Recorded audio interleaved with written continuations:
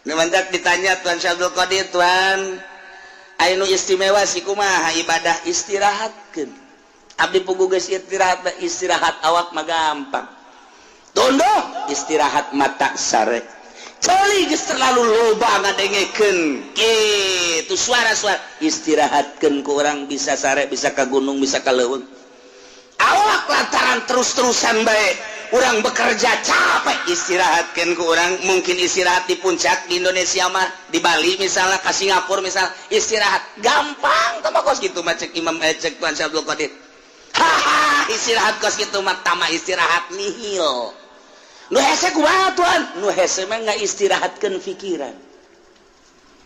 Pikiran diistirahatkeun tina gejolak dunia. Nu tadina dunia bergejolak dina pikiran urang. Tina sepeda hayang motor, tina motor hayang mobil, mobil ge hayang sababaraha macam, istirahatkeun geura kos kitu teh, buka tunda di dieu. Indah ge. Urang tadina hayang boga jabatan ti dieu hayang ka dieu, ti dieu hayang ka dieu, mun karyawan teh mah karuan biasa hayang jadi personal hayang jadi kitu wakil direktur jadi direktur, istirahatkeun geula. Simpen di dieu. Segala rupa istirahatkeun urusan duniawi, istirahatkeun ka Allah keun hiji. Kumaha carana Tuan? Carana gampang, nuku urang diangan-angan, nuku urang dipikir-pikir soal dunia eta teh fana, rusak, bakal ditinggalkeun. Urang bakal ninggalkeun dah imah nyana, ninggalkeun urang ti heula, wa imah urang ninggalkeun ti heula. Nu jelas mah kabeh ge rusak disebutna fana. Masa sih urang ngudag-ngudag nu rusak nu bakal ditinggalkeun? Maningat ge urang ngudag-ngudag anu bako. Pikiran orang kanu maha bako Allah subhanahu wa ta'ala, awalun bilam tidak wa akhirun bilam tiasok, lempengkeun geura ka Gusti Allah, angan-angan piceun timpen di dinya. Tak istirahat eta nu hese mah, istirahat mata mah reupes, istirahat ceuli mah gampang, malah istirahat mata mah bari ngaji ge loba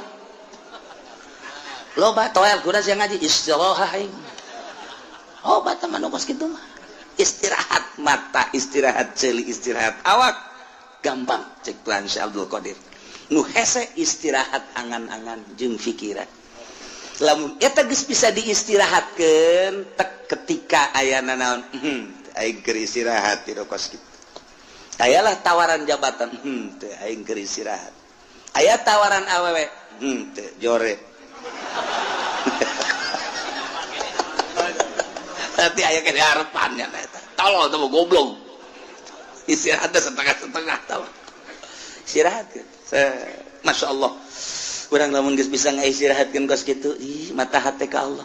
Akhrij hubad dunya min qalbika fa inni la ajma'u hubbi wa hubad dunya fi qalbin wahid. Kaluarkeun geura hubud dunya dina hate. Lantaran cek Gusti Allah aing moal ngahijikeun hubud dunya jeung hubbu ka aing di hiji hate, kaluarkeun.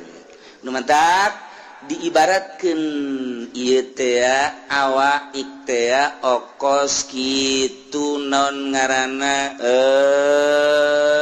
okos belantara teh urang leumpang ninggalkeun belantara srut geus katinggaleun ta dunia hiji keur ngahareupan akhirat kuari urang aya di ranah akhirat ternyata ranah akhirat ge masih kene hijab kene tinggalkeun teu kanyunieun akhirat geus ninggalkeun dunia, ninggalkeun akhirat, kuari urang tanu nyieun dunia jeung akhirat. Allah, mun geus kadinya indah jasa.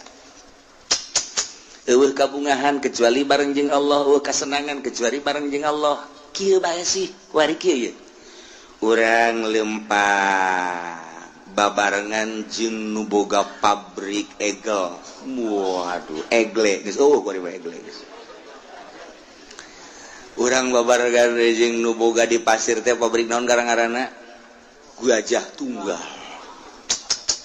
Urang ka Jakarta, ka Bandung bareng merasa bangga sebab naon ieu nu di sisi urang teh nu boga Gajah Tunggal.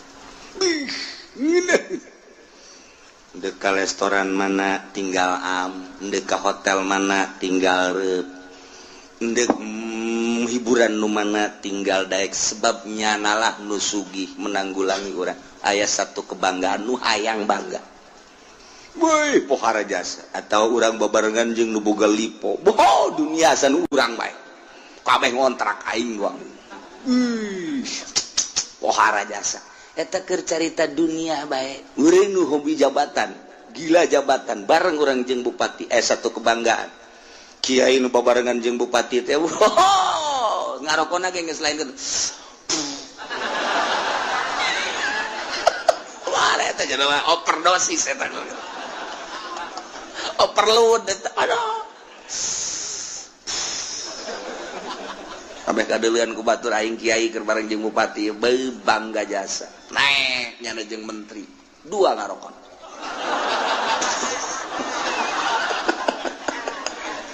pohara jasa komo jeung presiden mah nyana lamun naik mobil jeung presiden SBY misalna hulu nonghol dekat tabrak henteu pokona mah geus kitu bae eta mah satu kebanggaan atuh cak polisi ge we ieu geus make nguing-nguing ieu make patwal geus kudu kitu teu ya patwal mah aing mah kana kadal we tolol teh panjen we eta da satu kebanggaan turun teh beung jeung presiden eta dunia teh mah urang mah kuari bangga jeung nu nyieun langit bumi katuteuseuna jeung Allah masyaallah karim anu sugih papadana anu gagah papadana beunghar papadana anu sagala-galana tandingna kok teu bangga sih jeung Allah masyaallah mentak hanya wali-wali Allah lah anu seuri sorangan sebab ngarasa indah duaan jeung Allah senyum sorangan bunga jeung Allah batur mah boga mobil riweuh rusak kudu ka bengkel bensinan tetap sekirus Lexus tinggal Lexus baby band tinggal baby band mogok bae kajen kukuman tapi urang mah jeung Allah ketika babarengan jeung Allah geus teu kudu naik mobil Lexus baby band kanon gitu ngaran mobil-mobil mewah teu kudu hayang ka mana sia cak Allah teh abdi mah hayang ka Mekah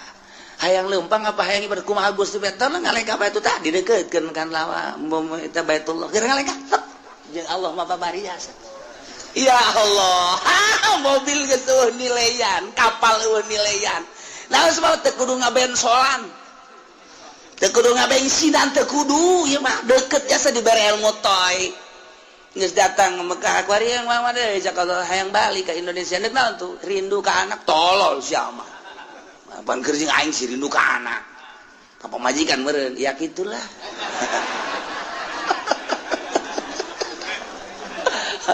dek jalan mana tuh cek Allah teh seakan-akan gitu dek jalan luhur cara manuk dek jalan handap sapakala cara Syekh Mansur atawa dek jalan biasa bae darat nyangakeun we kumaha Gusti bae ajar darat batu perem deukeutkeun mobil teh kleka tek datang perlu mobil oge teu kapal teu perlu jeung Allah bae lamun geus urang deukeut jeung Allah teh tah lelengkahan dek ka mana bae ge masyaallah karim iduh tah mah gilir ge geus kudu make mobil gilir kana kolot kana ngora aduh mantep jasa geus cek nu kolot isi juri tah lain bagian di aing aya di aing ya keneh teh cek nu ngora kitu keneh ieu mah juri beureung kajen kukumaha ge janjana mah kadang aya kadang eueuh wah makajan kukumaha ge aya mbah jambrongan ieu mah cenah mah ayo geus deukeut jeung Allah mah geuna jas masyaallah karim lamun Tuhan Abdul Qadir buka jeung muridna aya 40 di ditu aya ditu aya ditu aya ditu aya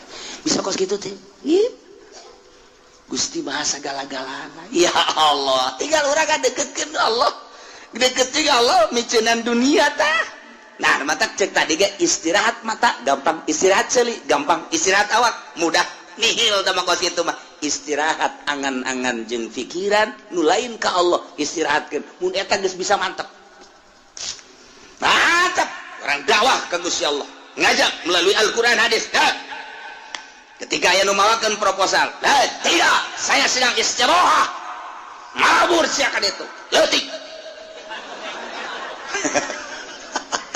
istirahatkeun aya nu mere mobil ti gubernur ayo ieu mobil hadiah ti gubernur kok bere hadiah lantaran nyana geus karasa kadukung jeung kadoakeun aing istirahat tina pemberian ti pamarentah bawa ka ditu Gusti teu hayang aing istirahatkeun tinu kitu karak pol ka Gusti Allah gimbir jelema okos jelema tapi lain okos lain jelema tapi jelema sebenarnya saha sih nyananya eta istirahat di geus kitu lamun urang geus bisa ka istirahat berutan Tuhan Abdul Qadir, istirahat angan-angan, istirahat pemikiran selain Allah, karak cekas ujianna. Eueuh nanaon.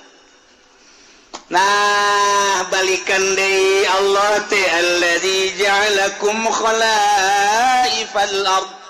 Anu ngajadikeun ka aranjeun kabeh di muka bumi sebagai khalifah, penggede, pemimpin raja-raja.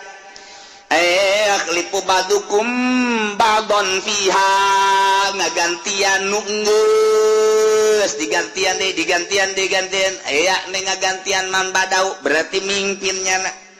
Sebagian kana sebagian deui wa rafa ba'dakum fawqa ba'din darajat. Jeung Gusti Allah teh anu ngangkat ke sebagian aranjeun fawqa ba'din di luhureun sebagian deui darajatin kana harta.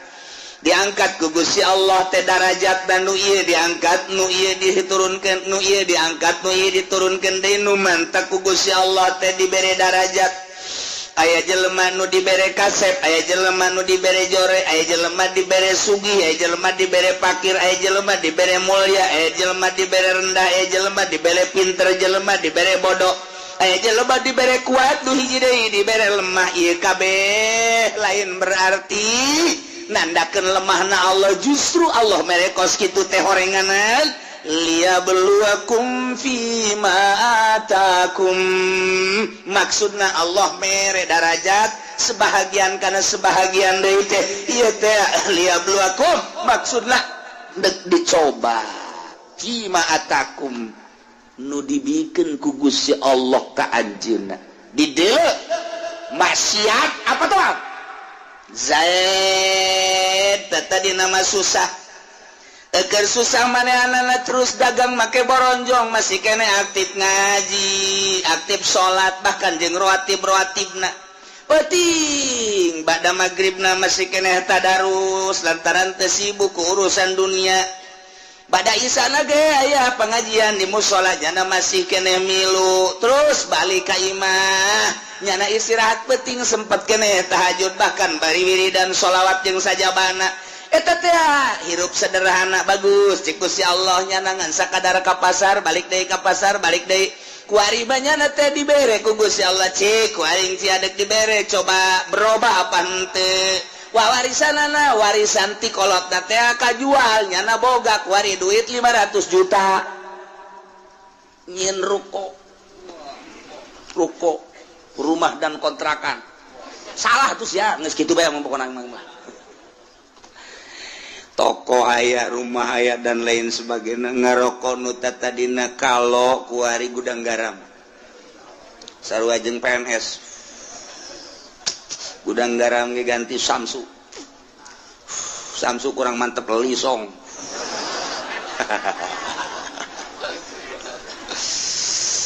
atuh kuari mah bajuna geus sing ciripit lain deui kamari malah di bawah sederhana beuh kuari mah geus mantep jasa kuari mah mobil lagi Fortuner 500 juta tuh pohara jasa geus kajieun ruko jeung boga mobilnya ngadean imah kotrek aya pohara jasa kakembangan di sisi mana aya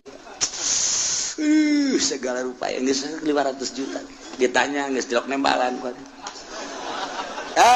dah nanya paling gaen dibere hatena geus juare geus julid tenaga sulit. Ustad Pajae kemana bae pantai ulah ngomong atuh ngaji mah ngaji bae gua kawan disampaikan ngizin kon mesti lo ngaji masalah nanya lo ngaji malaikat anu sok nulisan tahajud geus istirahah kuari cek malaikat aing teu nulis tahajudnya anda ieu ka pasar geus ganti pan kuari mah geus henteu waduh Jumat adzan karak datang bahkan kadang-kadang di jalan kene kagok teu Jumat. Waduh, geus kuari mulai sholat teu bergaul jeung nu leutik teu. Kuari mah masyaallah kan nelayan. Dahar ka Jati ka nelayan. Ditanya kok siapa ka Jati bae sih? Ngeunaheun aing pelayana pingpingna parutih. Nu di imah leteng hideung. Aduh, geus mulai geus. Kadang-kadang pan dipencetan gitu kan ngeunaheun urang mah dahar dipencetan gitu.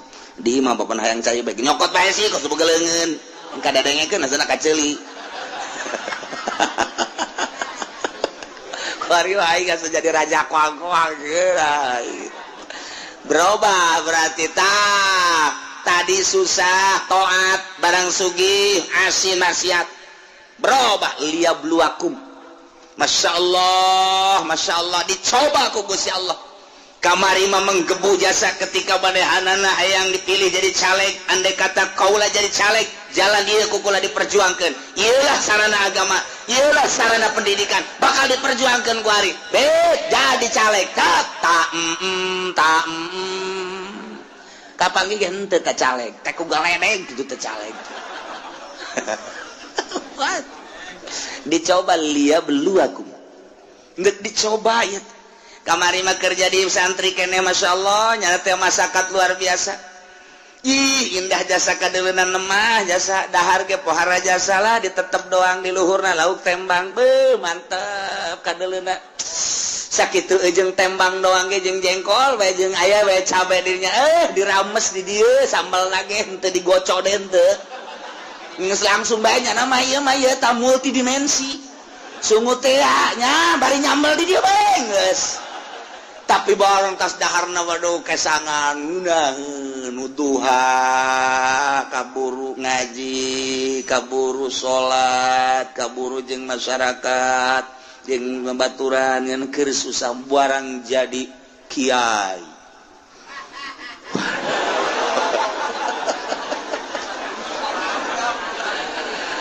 tewauh jeung nu leutik Masya Allah mun ngariung teu diberkatan marah aduh ieu jadi kiai mun dahar kudu loba bae deungeunna dan lain sebagainya wah cak Allah ditambahan predikat kiai kok jadi kos kieu jadi takabur endahan iring-iringan jeung camat jeung bupati teu puguh nu diperjuangkeunana iring-iringan nu kos karait oh liyabluwakum dicoba berbagai macam nu susah disugihkeun anu pinter anu bodoh dipinterkeun nu lain kiai dikiaikeun coba ta ieulah wa rafa'a ba'dakum fawqa ba'din darajat liyabluwakum fima atakum istiqomah henteu manehanana ketika istiqomah ngaji bae keur susah ngaji kesenang ngaji bae kemudian nyana teh keur pakir ngaji sore ngaji bae jeung jelema kitu-kitu bae istiqomah berarti ieu mantep ieu dicobana ku Gusti Allah toat bae dah keur teu boga mah pikiran zakat aing barang engget-engget ya ibadah naon kitu ngaran aya ta dunia zakat barang sugih jasa poho zakat liyabluwakum Masya Allah mentak fluktuatif ku Gusti Allah teh naik turun kadang orang diberi susah kadang sugih ikir perhatikan ku Allah dicoba susah sia kos kitu ibadah sugih sia kos kitu ibadah kos kumaha coba yuk nah kuari sehat keur sehat siap pohara jasa keur gering coba kumaha keur sehat kumaha keur gering kumaha keur ai keur sehat tilok Allah-Allahan ai keur gering Allah-Allahan barangnya na berbaring di rumah sakit Allah eta sanu ngobrol bae awaskeun aing kaganggu zikir aing Allah ulah ngarobrol bae dinya kitu bejakeun aing keur zikir Allah cak anakna ba abah ieu keur sehat bae tilok Allah ulah loba ngomong atuh sia loba mah sia nyinggung ka aing goblok cak anak nangeunaan ngadenge apa kuari mah keur muriang mah Allah-Allahan bae bah mendingan muriang bae sia naonan kamma ge bager kamma abah keur sehat mah beak dicak-cak didangkak po dicarekan bae kula nu sedih nama barang muriang mah sia ka mana ulah kena ka mana gitu ampura tangeunaan sada kula abah mah mending ulah cager-cagernya dicoba ku Gusti Allah boh barang dek sehat teh rada sehat deh kuari masih ka mana tuh cak lagi mending ulah cager abah mah dicoba eta ya Allah liyabluwakum Masya Allah nah, supaya stabil keur susah keur senang keur sehat keur gering keur sugih keur pakir keur jadi rakyat keur jadi pejabat tetap ka Allah Masya Allah mantap biasa wa rafa'a ba'dakum fawqa ba'din darajat maksudnya liyabluwakum fima atakum awas inna rabbaka sari'ul iqab sanyanya pangeran anjeun kancang capat nyiksana bagi jelema nu berubah anu tadina ibadah jadi henteu atawa tadina teu ibadah leuwih radikal awas inna rabbaka sari'ul iqab gancang nyiksana cepat nyiksana kacepetanana lantaran diudang paeh siksa wa innahu laghafurur rahim sanyana Gusti Allah teh maha pisan ngahampura yakin aya laman di dinya gopurna segat mau balago yakin jasa Allah teh maha hampura jeung maha welas asih lantaran manehana nama dipakai ibadah bae ka Gusti Allah susah teu bogana naon ibadah barang bogana naon hartana dipakai ibadah bae senang pakai ibadah ekernya lemah ibadah bae kuat ibadah kerja di rakyat gara ibadah kerja di pejabat gara ibadah bae nah ieu mah disadiakeun wa innahu laghafurur rahim jadi engke kadituna hasil cobaanana ku Gusti Allah anu taat bakal dibere gopuro rahim sorga anu maksiat bakal dibere sari'ul iqab hasil cobaan Allah bakal seperti itu tinggal urang kuari nu dicobana baheula keur susah kuari keur senang beda henteu aing ieu ketika aing baheula jadi rakyat kuari jadi pejabat beda henteu ieu aing ieu ketika baheula jadi santri kuari jadi kiai beda henteu aing ieu maksudnya kemantepan ka Gusti Allah na introspeksi dirilah lantaran naon bae anu dibere ku Gusti Allah ka urang sebagai cobaan ya lamun tamat cobaanana urang teh kitu nurut ka Gusti Allah taat bakal dibere Ghafurur Rahim lamun maksiat bae bakal diberena Sari'ul Iqab mudah-mudahan urang kabehan dibere sadar bentak mata hati urang diistirahatkan pikiran-pikiran urang tina duniawi dimantapkan keyakinan urang ka Gusti Allah sehingga urang ibadah mantap istiqomah ka Gusti Allah sehingga urang menang ridho Allah subhanahu wa ta'ala.